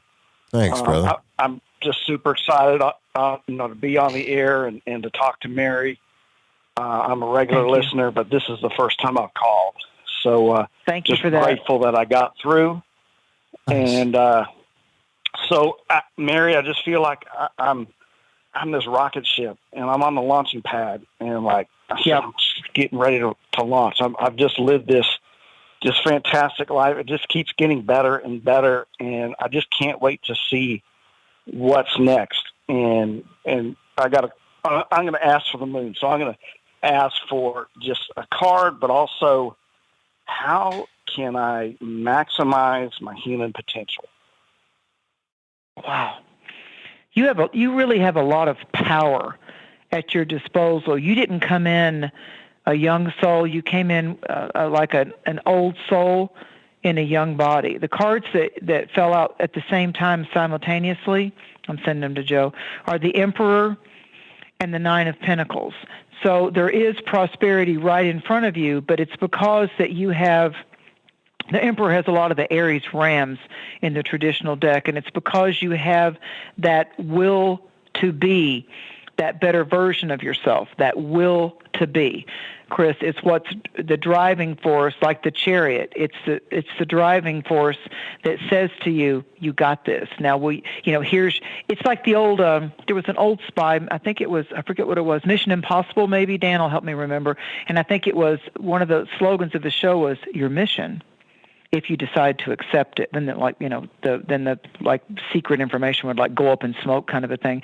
And I feel like that there's something you're on the edge of something that's like right in there with your wildest dreams, and you absolutely have no fear to embrace it. It's just like I got this. I'm gonna do this. I don't care. I'm going to do it. And so I feel like that your best potential is what Joe was also speaking about, and Dan earlier, if you heard the first part of the show, is you've learned how not to get in your own way. And so there's a part of you that's saying, I'm not going to eclipse my own efforts with this. I'm going to stay steadfast, and I'm not going to back down. So the Emperor next to the 9, we're getting a lot of 9s tonight, and this new moon adds to a 9. So the 9 is the closing of the old door, getting ready to embrace the new adventure. And the Emperor is ruled by Aries, and that's the first sign of the Western zodiac. So you've got a 1 and a 9, a 1 and a 9. And then the Emperor is number 4, and this is the 4th Western zodiac sign. So my sense is there's something about you. I keep getting 2 words with you, exchanging gifts. So maybe some gifts and qualities and acumen and skills that you have are exactly, maybe there's some barter here, is exactly what's going to be a door opener for somebody else. And I love every guy that I've ever met that knows how to do plumbing and knows how to pump out a septic tank. I mean, people look at that like, who would want that job? I'm like, my God, when you need those people, it's like awesome. It's like awesome. Or people that will pressure clean your house. Yeah. So it's like, talk about cleaning up the old stuff, So I feel, so people, they don't tend to get the praise that they deserve. It's just like, I honor those. It's been men for me, so women don't get so uptight in your panties. But the men that have showed up that know how to do plumbing and know how to pump out a septic tank, they like to do it like it's just lickety split. And I'm just like, man, that's a skill. So it's like the often the skill ignored or we wish looked women over. would figure out, actually. Right. Yeah. Women, are you listening? Oh, listen, I'm the girl. I'm a country girl. I'm the girl that gets out there and pays attention and says to these men, what do I need to do so you don't have to do this all? What do I need to, what could I learn? What can I learn in the house? So, no, I'm the girl that gets out there and listens to it. So I am that girl. So I feel like that you've got like it's like you're an undiscovered country. Like you look at your life like it's an undiscovered country.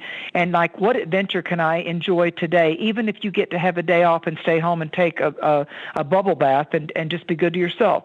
I do kind of think you need a few of those days in July here. I think that you need to decompress and you need to take care of you. So whatever that is, if that's getting a nice plate of sliced cheeses and pepperoni, you're like, I'm not going to go do a damn thing. I'm going to have my pepperonis and I'm going to watch that sports game and I'm going to eat every type of cheese I like. I think you need a day to celebrate you and how far you've come. Does that make sense to you? Yeah, it does.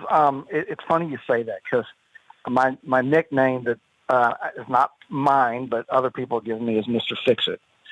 So, I mean, I just fix it no matter what. I mean, like I can do air conditioning, plumbing, electrical. I love it.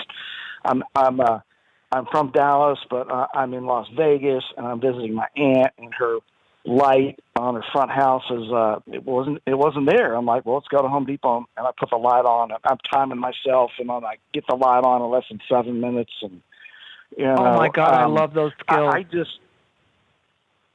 And I'm a Scorpio too, so I love hearing you talk about Scorpios. So we're intense. But we're intense. Yeah, we are extremely intense in a variety of ways. We're hard to live with. Listen, it's hard being a Scorpio. Well, it's hard being a Scorpio. I'll be the first to say that. It's interesting, but it's hard. But I've worked through a lot of the negative traits of Scorpio. So yeah, you have to. But what I want to know is, all right, so how can I maximize my human potential? So some of the stuff I've done is I went and took a Reiki class, so I can do Reiki now. Love it. Yep, I did that. Yep, I did that. And I'm doing other things. I'm like here in Vegas, and I'm loving it because it's what I feel with you. I feel intuitive playground. What do you mean by like your potential? What do you want to? What do you want to achieve? Or are you just wanting to see what you can achieve? So, where can I take, just human potential as far the next as level? Spirituality and intuitiveness Two things. I feel like if you will even go online, I'm not saying you have to take a course. I'm very glad that I spent the $500 in the 90s and took a neurolinguistic programming course. It really helped me as a Scorpio. Oh, yeah, NLP. Another thing that's very helpful. Wow, okay. Yeah, Another thing, and it's not. It doesn't cost that now. Like Reiki used to be thousands of dollars. It doesn't. You can do that now. Okay. So it's what we have with the positive side of the internet is you can go on YouTube and you can like do a past life regression with Brian Weiss. It's recorded. It's up there. You can do it. You can do some stuff with Michael Seeley. You can listen to some of the audio stuff that Joe does about magic and alchemy. So there's a lot of stuff that you can do that is like more available and more affordable. Here's what people have too much ADD on. They don't sit their ass down and do the work. Mm-hmm. You've got to take that 45 minutes and apply it. So I feel like the better version of yourself and the upgrade in your programming right now, if you want to upload, you got to get rid of the viruses and the malware, and you got to upload some fresh programming. So I get two things. I get the neurolinguistic programming, and I get the past life. Like you don't have to see a past life.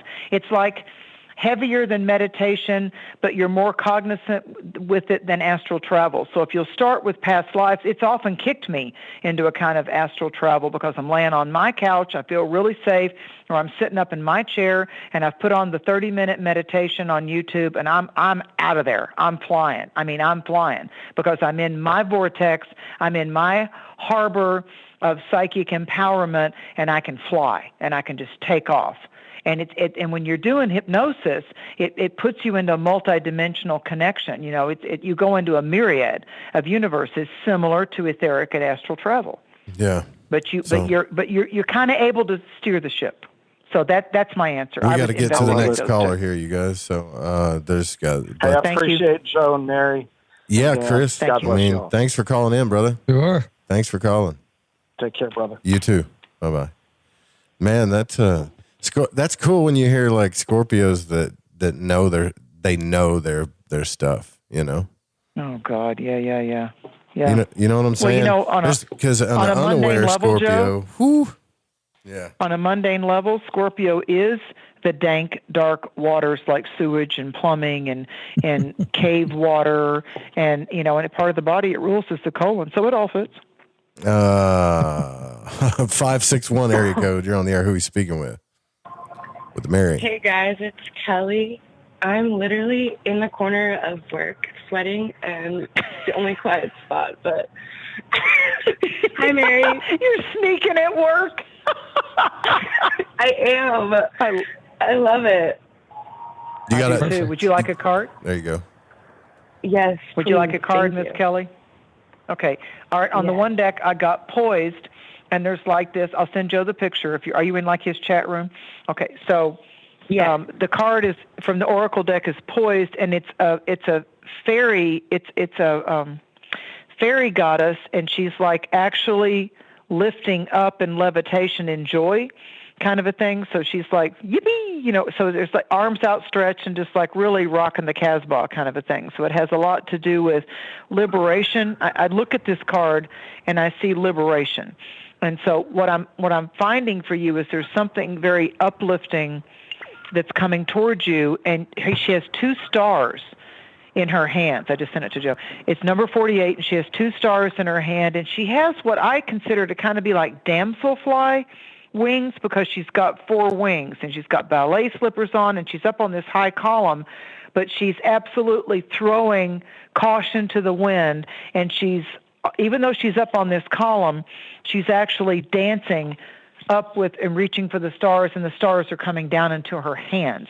So when we look at 4-8, when you add 4 and 8, then you're going to come down to 12, and that's going to be a 3. So I feel like there's some kind of creativity crescendo that's coming towards you. And 3 often has to do with the voice. So it can have to do with sound vibrations. It can have to do with work, like maybe taking voice lessons or practicing certain tones with your voice, chanting in some type of meditation mode. So I would start working with how I sound to myself, and don't be judgmental of your voice of like, oh, there's so many people that speak or sound, but no, don't do that. Just see what happens when you chant and do like the high lows of it, like start looking up empowerment chants, and just see, work with one of them for 7 days. Like just work with a particular affirmation or chant for 7 days, just saying that one, and maybe do a little personal journal on what was the quiet, secretive thing that you were wanting to shift and transcend and manifest. And at the end of the 7 days, and I'd probably start on a Saturday.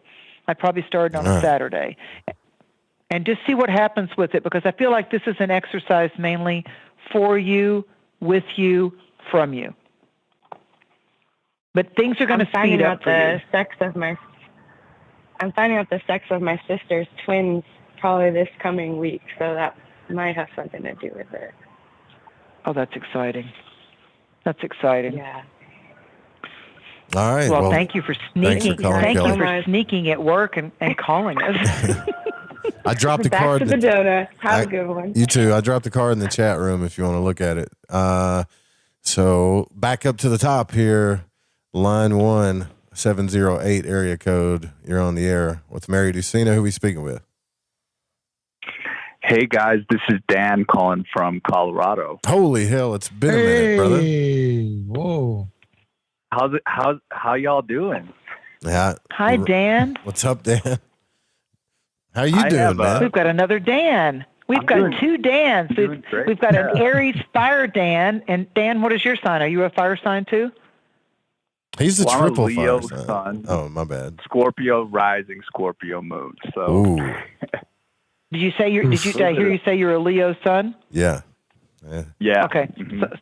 So you're a fire exterior door, but your inner door is scorpionic, and your moon is Scorpio too? Woohoo. Yeah. I wouldn't make you mad.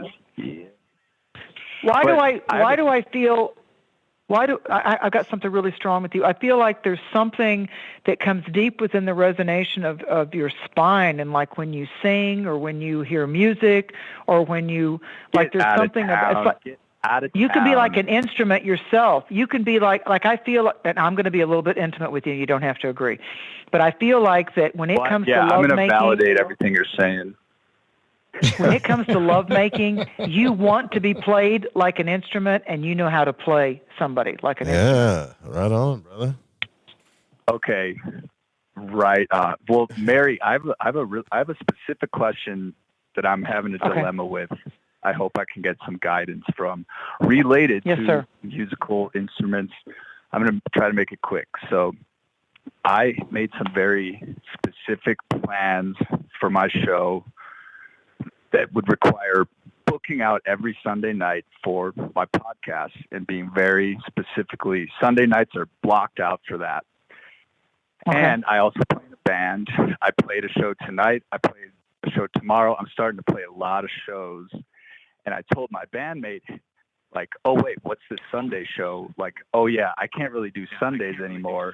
And then he looked at me like, what do you mean Sunday is gig night? You can't just not play Sundays. So my question is, I don't know if there's an echo, but my question there's is, some weird echo going on. I can hear you. Should I be firm and stick to my blocking out Sundays, or should I be flexible for the band's sake and kind of like make an exception for that? Does that make sense? This guy that's saying you can't do that, is he a band member or is he like the head guy of the place where you play? No, he's a band member. And he didn't say you can't do that, but he's kind of correct. Like we've lately been playing almost like 3 nights a week, 4 nights a week.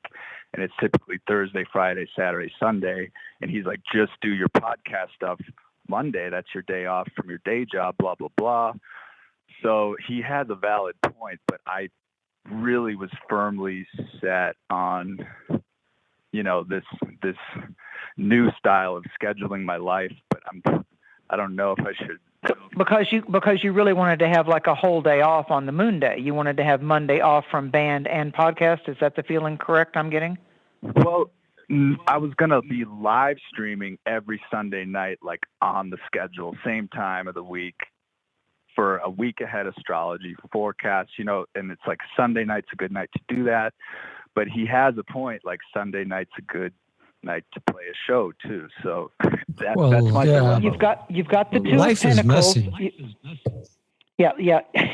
You've got the Two of Pentacles coming up first, so you're juggling. You're juggling the situation. Absolutely. That makes sense. But the other card you've got that I just sent Joe is the building blocks. So the quick answer I get is you say to him, we're going to do a 50-50 here.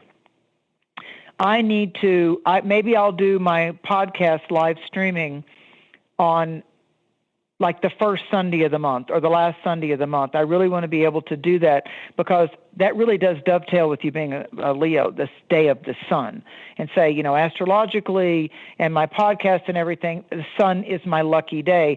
So you, as the band, I want to talk to you as the band. What's best for you? You want the first Sunday or you want the last Sunday? Because one of those Sundays I'm going to lock into always doing my podcast live stream. And start the negotiation that way.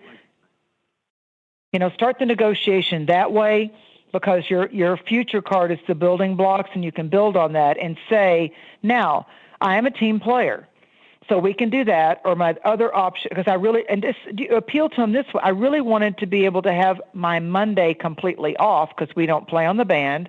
And if I did the podcast, that was locking up another day that I have a time commitment to. So I was just trying to kind of find a way to do that. But I think my resolution will be that we can do the band. I'm going to pick one of those Sundays that's easy for my audience to remember, which, with an audience, you got to do first or last. And in marketing, you're going to want to do first. In marketing, it's going to be, I'm on the first Sunday of every month, like I do the new moon of every month. So you got to, get the audience to get used to you on your podcast. And you know what? Your audience will follow you. They'll follow you because they like your content. You know, I mean, ask Joe. He does it like 5 nights a week. You know, there's people that will, and then do you archive your podcast? So you'd be able to archive it too. As long as you just keep doing it, man, and if stay doing the same thing, and just stay consistent for long enough, you'll build. Plus, all the creative stuff will come out too. Yeah, I don't think you're going to lose your audience. I think that you need to. It feels to me like the band is on a crescendo right now. Like I don't feel either one is bad, but I feel your podcast right now, the band is like really kicking off. Like people need to get out in your area. They want to get out, get high, and get high with music. You know, and I feel like you're really playing to the soul. Yeah, that's totally spot on, and I'll leave it at that and get to the next callers. But thank you guys for doing this, and I've been listening to the Fringe a lot lately, and keep it up. Oh, good. You hollered out my hometown the other night. I hollered out your what? Colorado. That's me. You were calling out. Oh, when I was calling out all the cities and stuff? I got you. Yep. You hollered at Breckenridge. That was me. Oh, right on, brother. Cool. All right, guys. Well, thanks a lot. All right. Take care. Good to hear from you. You too, bro. Mary, do you have your phone on speakerphone by any chance? I don't. No, I don't. That's so weird. I wonder why it's feeding back on your line. I don't know. It's not. You're not echoing. Yeah, I know, but I don't know. It does that some. You know how? You remember it used to do that with us too back in the day for some reason. Joe, it might be that because I'm in the mountains by a lake. It might be because I'm so rural. Let me look at this handset. You know, I'm on a landline. Yeah. It looks like my landline's still charged up. It's like that. It's all right. It's not that bad. It's okay. And I mean, I'm not on speaker. It's right up to my ear the whole 2 hours. Let's see. Yeah, it's probably just a weird phone glitch thing. 479 looks like, hey, that's my home state, Arkansas. 479, you're on the air. Who are we speaking with? Hey, it's the sisters. Which one? Oh, how low are? You got a couple of us. Yeah, we're there's a group of us. Oh, okay. Oh, that is, Joe, they've been with us. Haven't you all been with us for the 3 years I've been on? Absolutely. Yep. Because Joe, we named the Sistars like way back in the beginning. Okay, so Sistar of the East, the card that I get for you is there's a book with wings, and there's a warrior woman leaning over to it. It's card number 31, my favorite number, and there's a question mark behind her, and the card says why, but yet she's reaching for the actual book, and the book has wings, and she's about to adventure and obtain that answer. So I just sent that to Joe. So Sistar of the East gets a big answer as to why. Sistar of the West, there's a leopard, and it's got a checkered flag, and the leopard is saying, I can go the distance. I got this. I will do this. So there's a leap of faith that's involved with the leopard levitating in the air. That's the Sistar of the West. And that card number is 47, so that's a master number. That's an 11. Sistar of the North, I think I've done this with them before, Joe and Dan. Sistar of the North has we're going to meet up someday. Joe, we need to have that gathering, even if it's in Arkansas. We need to do that. I'll be back there. You I would love to do that. Get Dan to motorcycle down there. You guys need to let me do my Indian ceremony with you guys. All I need is a rocks of medicine wheel. Yep. I miss it. You got number 18, Sistar of the North. It's shamrocks, and the shamrocks are levitating, and it's serendipity. So there's a lot of harmony and pleasure after some type of difficult episode for the Sistar of the North. And then the next one, Sistar of the South, is number 32, and she's levitating on a light pink mauve-colored egg with a cathedral door that's opening up with stained glass, and it says past and future on these wooden poles, and yet the name of her card is Here and Now. So be very present, because today is a gift. That's why it's called the present. Was there more than the 4 directions? There is one more, yes. Okay, then I will do the sistar of the within or the center. Let me pull that card. Thank you, Holy Spirit, Great Spirit. Ooh, loyal heart. This one is number 35 in the Oracle deck, and this is a king and queen owl. And the owl has to do with nocturnal clairvoyance and wisdom. And what's happening with the owl, again, we have a rose-colored, and these are those barn owls that have the heart shapes, faces. And there's beautiful heart leaves that are, this is a communion. This is a soul twin or a soul flame. There's that kind of a friend or that kind of a mate or that kind of a I got your back, I got your six kind of energy. And it's called loyal heart. So I feel like that, and there's keys up in the banners. There's a key right over the dominant or yang owl. There's a key that's in silver, and there's a gold similar type of skeleton key over the more feminine or thinner owl. They both have hearts on their crowns. And I feel like for the sistar of the within, that there's loyalty is very important, that this sistar values loyalty, and even if loyalty hasn't been gifted back, they'll stand strong to be true to themselves. To thine own self be true. That's the key. Thank you. Bless you, Mary. Bless you, Joe. Thank you guys so much. Thank you. Thank you. Thank you. Good to hear from y'all again. Thank you for your loyalty. Absolutely. Have a great night. You too. We have Happy New time. Moon. I don't know. Like Kat's been waiting. We got like a minute. Yes. Kat, I'll do it. you did it. You made it. Line 3. Yay. You Thanks gotta- 11, Mary. You can pick me a card. There you go. I will. You got she's smart. She knows how to do a call. You got the 2 of Cups in the regular tarot. I love this card. The 2 of Cups has a lot to do with, you have the heart of you have the aloofness of a feline, but you have the brave heart of a lion. And in the traditional tarot deck, I love the artwork in this card.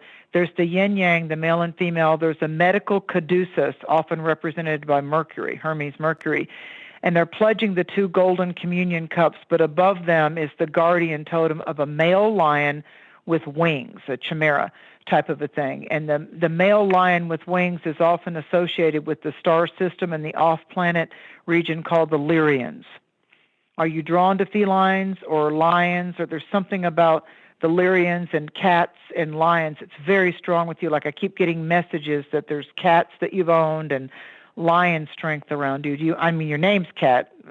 I think it's short for Catalina, if I remember right.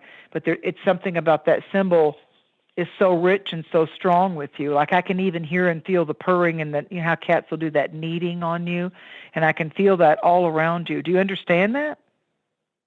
Yeah, maybe I'm getting some cat energy. I had cats in my past, and I had lost my dog this year, so maybe I'm getting some of my cat spirits back. Did that dog that just transitioned out of its earth skin, did that dog have kind of the personality of a cat in some sense? Did it have that kind of whimsical, playful type of energy even when it got older? Yeah, it definitely persnickety like a cat. Okay. I think the dog's coming back as a cat. That's what Spirit's telling me. That dog wants to get back with you, but it's okay coming back as a cat. Oh, very cool. Thank you. And you'll recognize it. You'll recognize that dog's personality, the persona, the soul, the unique attributes. You're going to recognize it. So nobody could make it up, because you're going to go, oh my God, that's my dog. Like there's going to be something that's a definite signature psychic confirmation on that. That's what they're telling me. It's not because I said it. I'm just the messenger. But I feel like that dog wants back to you fast, and it's going to, it's walking beside you anyway. It slipped its skin. Paw prints in both worlds. I know you get that. But I feel like it's going to choose to come back as a cat. Okay. I'll definitely keep my spirit. And you may not believe this, you may not believe this, but I'm going to leave you on this final note. The 2 of Cups is a richer, deeper, soul-to-soul type of love than just sensual, than just romantic love. It's much more elevated, and it's much more like your energies are in sync. To me, it's more of a soulmate. I recognize you. Oh my God, what took you so long? Kind of a thing, and that's in your future for this year. I feel like that you're going to have a soul companion this year. I don't think it's necessarily what your question was or what you're looking for, but Spirit tells me it's been a deep thing in your heart. Mary, snap. We have got to the end of time here, Kat. That's an awesome reading. Like, we're past the hour, but I still have to ask you. I have to ask Cat's you, worth like, what is the final quote of the night from Mary Dusina for this Cancer new moon? Nurture thyself. To thine own self be true. Take care of you. It's time. Take care of you. Love you guys. Thanks for calling in. Thanks, Mary. Thanks, Reverend Dan. Thanks, Joe. Thank Captain you. Joe. Love you, Void Walkers. Thank you all. Bless you all. Good night. MaryDusina, MaryDusina.com. Good night, y'all. Sweet dreams.